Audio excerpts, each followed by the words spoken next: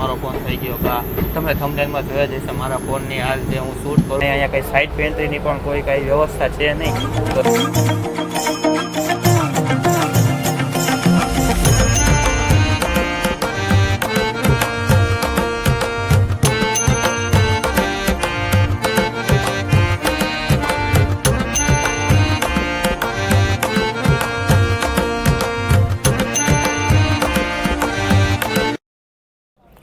Train number 19-1-19 Gandhinagar Veraval intercity express, જેમાં આજની આપણી જર્ની ભક્તિનગર રેલવે સ્ટેશનથી થવાની છે. આજે આપણે થોડોક લેટ થઈ ગયા છીએ અને ટ્રેન પણ પાછળ આવી જ ગઈ છે. જો કે ટ્રેન આજે બહુ વહેલી છે, 3:20 આવી ગઈ છે, પણ ભક્તિનગર આવવાનો ટાઈમ છે તેનો 3:40.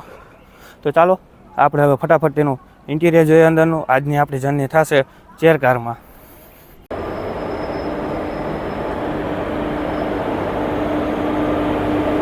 ઇન્ટરસિટીનો કંઈક ફર્સ્ટ લુક આવો છે. બહુ સાફ સફાઈમાં બહુ વ્યવસ્થિત છે, બહુ સારી રીતે મેન્ટેન છે. બાકી 3x2નું અત્યારે અહીંયા હાલ કોમ્બિનેશન આપેલું છે સીટનું.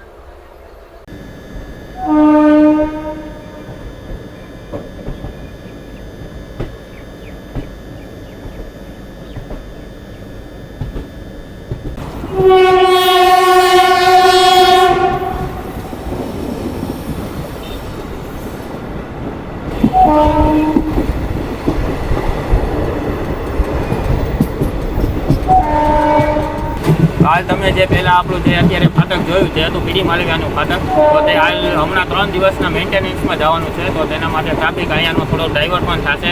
તો આ બાજુ જો તમે ચાલતા હોય તો ધ્યાન રાખજો. અને બાકી અત્યારે તો આપણા વેબફોનની જે બોન્કિંગ આવે છે એકદમ બહુ જબરદસ્ત છે ભાઈ. તો ચાલો આપણે આગળ જર્ની એન્જોય કરીએ.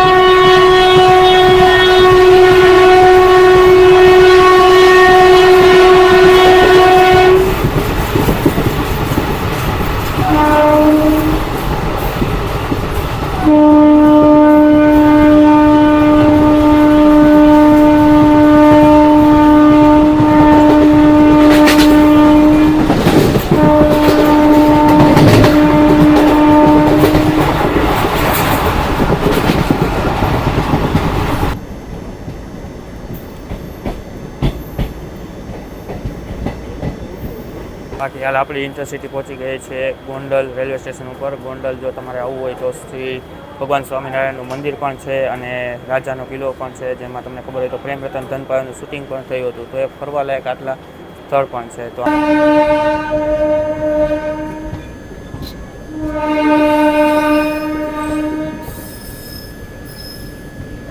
હું હજી જસ્ટ મારા કોચમાં આવતો હતો તો ચંદર કોચમાંથી ખબર નહીં એક છોકરા જેવો જ હતો, લગભગ 17-18 વર્ષનો જ હતો.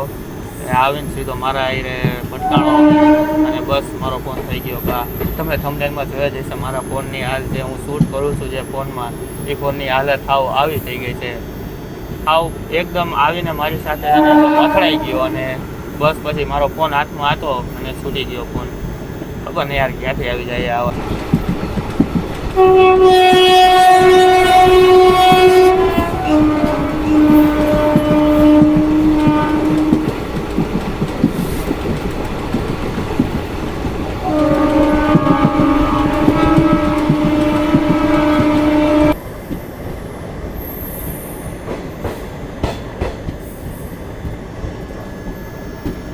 પહોંચી ગઈ છે અત્યારે જલારામ બાપાના ધામ વીરપુર ધામ. તો અહીંયાથી તમે માત્ર 4 થી 5 કિલોમીટરના અંતરે અહીંયાથી જલારામ બાપાનું મંદિર અહીંયાથી આવેલું છે. તો તમે રિક્ષા દ્વારા પણ જઈ શકો છો.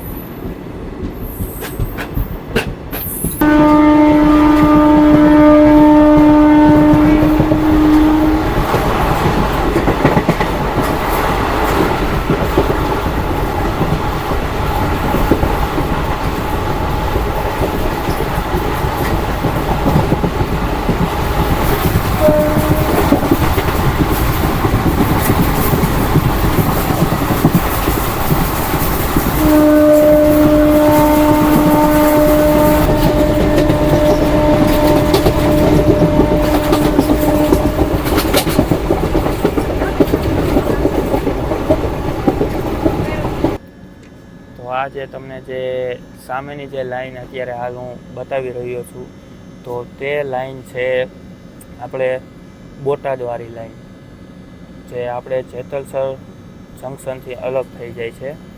તો અહીંયાથી તમે આગળ અમદાવાદ પણ કહી શકો, વિરમગામ પણ કહી શકો, અથવા તો ગાંધીધામવાળી લાઈન પણ કહી શકો. તો આ બધી કનેક્ટિવિટીને અહીંયાથી પણ આપણે ગુજરાતમાં જેતલસર જંકશનથી અલગ કરવામાં આવે છે. તો એક બહુ અત્યારે સારી કનેક્ટિવિટી બની ગઈ છે. આ જે એક લાઈન છે તે બહુ સારી કહેવાય છે. અત્યારે તમારે જે રાજકોટ જે સેક્શન તમારે જે ફરવા આવવો પડતો, તે રાજકોટ સેક્શન અત્યારે ફરવા ન આવવો પડે.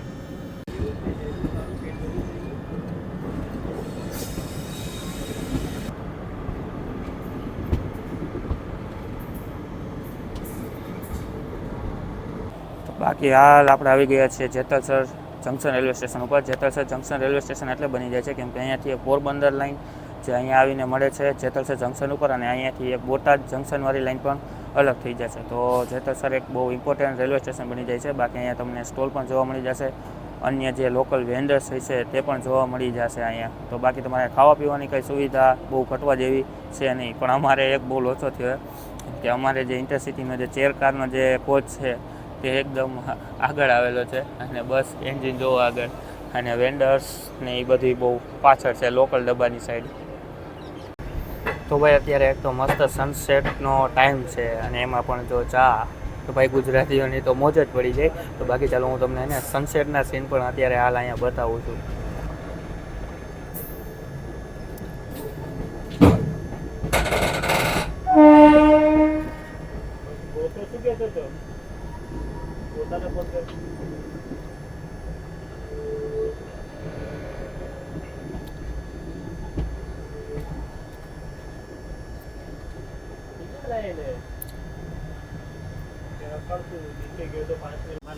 અમે જો ઇન્ડિયામાં રહીએ, ઇન્ડિયામાં આવવું જોઈએ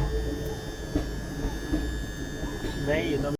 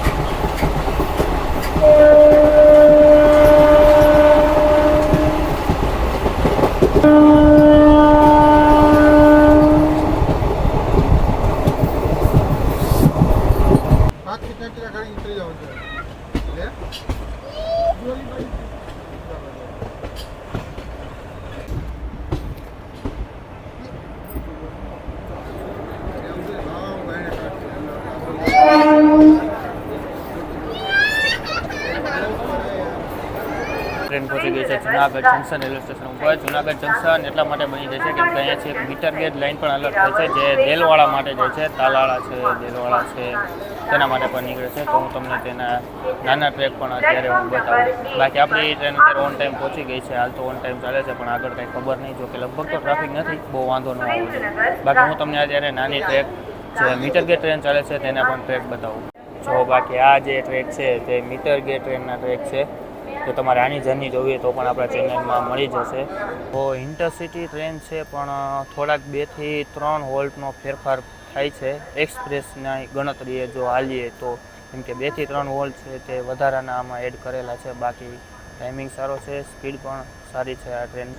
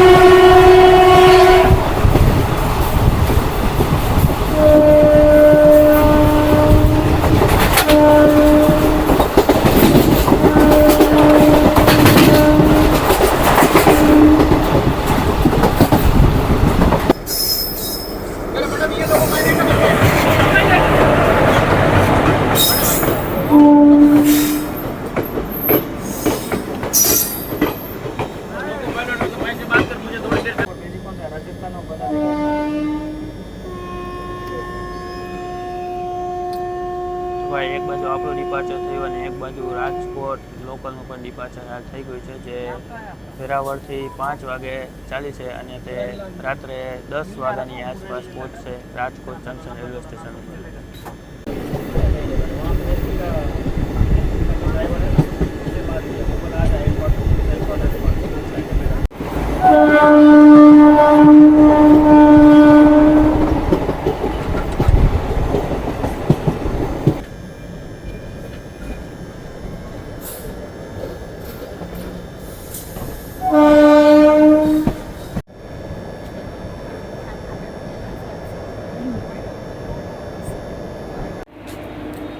તો બાકી આપણે હાલ આવી ગયા છીએ કેશોદ રેલવે સ્ટેશન ઉપર અને અત્યારે જે ટાઈમ થઈ રહ્યો છે 6:33. તો આના પછીનો હોલ્ટ છે સીધો માળિયા.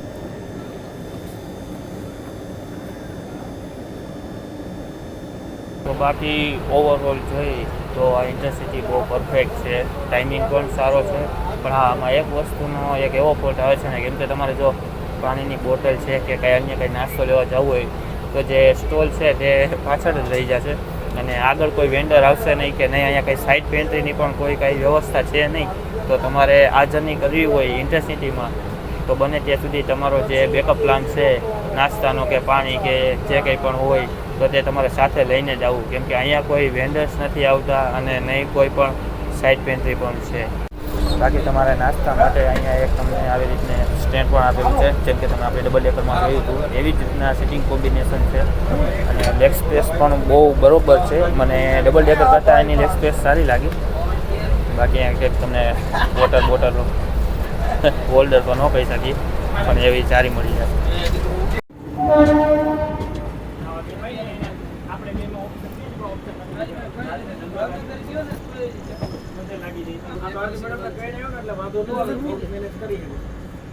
તો બાકી આપણે અત્યારે આવી ગયા છીએ માળિયા હાટીના રેલવે સ્ટેશન ઉપર.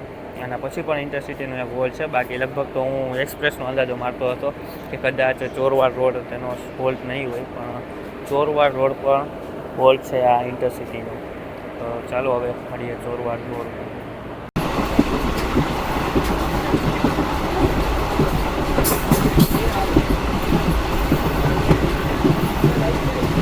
બાકી આપણે આવી ગયા છીએ ચોરવાડ રોડ રેલવે સ્ટેશન ઉપર. બાકી અહીંયા રેલવે સ્ટેશન તો સારું ડેવલપ છે, ભલે હોલ્ટ હોવો જોઈએ.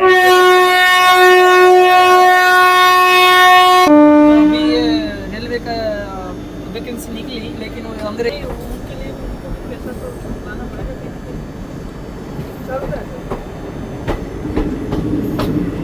जय बनने के लिए कम से कम 20 लाख का है, 20 लाख का क्या બાકી ફાઇનલી ભાઈ આપણે પહોંચી ગયા છીએ વેરાવળ જંકશન. વેરાવળ જંકશન એટલા માટે બની જાય છે કેમ કે અહીંયાથી એક લાઈન અલગ થાય છે આપણે મીટર ગેજ લાઈન, અને એક તો જે છે સોમનાથ ટર્મિનલ માટે જાય છે. તો એના માટે આ એક જંકશન રેલવે સ્ટેશન બની જાય છે. તો ચાલો હવે આપણે મળીએ નેક્સ્ટ વ્લોગમાં, નેક્સ્ટ જર્નીમાં. કેવી લાગી આ જર્ની કમેન્ટ કરજો, અને આગળ પણ તમે સજેસ્ટ કરતા રહેજો કેવી જર્ની તમારે કરવી છે, તમારે જોવી છે. તો ચાલો આપણે મળીએ.